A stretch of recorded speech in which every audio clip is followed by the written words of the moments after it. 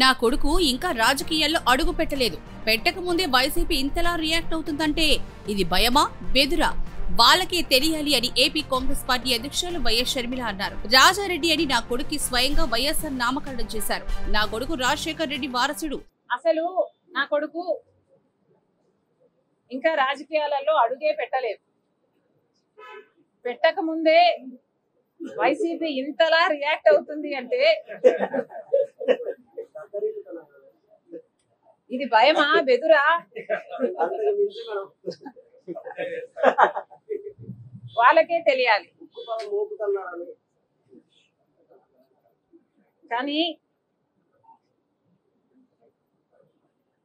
రాజారెడ్డి అని నా కొడుకుకి నామకరణం చేసింది స్వయాన రాజశేఖర్ రెడ్డి గారు. సీఎం చంద్రబాబు చెప్తే నా కొడుకు వస్తున్నాడు అని తప్పుడు ప్రచారం చేస్తున్నారు.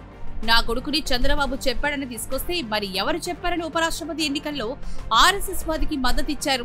వైసీపీ అధ్యక్షుడు జగన్ రెడ్డి సమాధానం చెప్పాలి. నిస్సిగ్గుగా బీజేపీ అభ్యర్థికి జగన్ మద్దతు ఇవ్వడం అవమానకరమని షర్మిల ట్వీట్ చేశారు. చంద్రబాబు గారు చెప్తే నా కొడుకుని రాజకీయాలలోకి తీసుకొస్తాను అని మీరు చెప్తున్నారే, మరి ఎవరి చెప్తే జగన్మోహన్ రెడ్డి గారు ఉపరాష్ట్రపతి ఎన్నికల్లో ఒక ఆర్ఎస్ఎస్ అభ్యర్థికి మద్దతు ఇచ్చారో వైసీపీ సమాధానం చెప్పాలి. నిస్సిగ్గుగా ఈరోజు మిగతా వాళ్ళ గురించి మాట్లాడుతున్నారు. నిస్సిగ్గుగా జగన్మోహన్ రెడ్డి గారు స్వయంగా ఒక ఆర్ఎస్ఎస్ అభ్యర్థికి మద్దతు ఇచ్చారు అంటే ఇది ఎంత అవమానకరం. అదాని రిలయన్స్ వ్యవహారాలను ప్రస్తావిస్తూ షర్మిల విమర్శలు గుప్పించారు. వైఎస్ఆర్ మరణం వెనుక రిలయన్స్ కుట్ర ఉందని జగన్ చెప్పాడు. కానీ అదే రిలయన్స్ వారికి రాజ్యసభ సీట్ ఇచ్చాడు.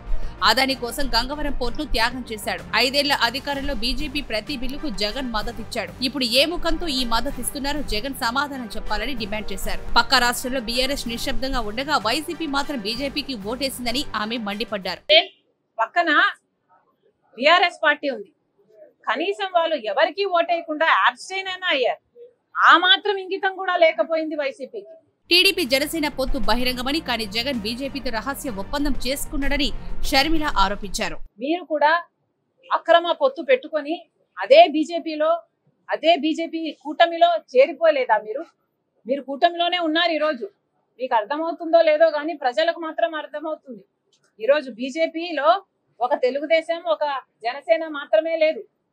కూటమిలో బీజేపీతో పాటు వైసీపీ కూడా ఉంది.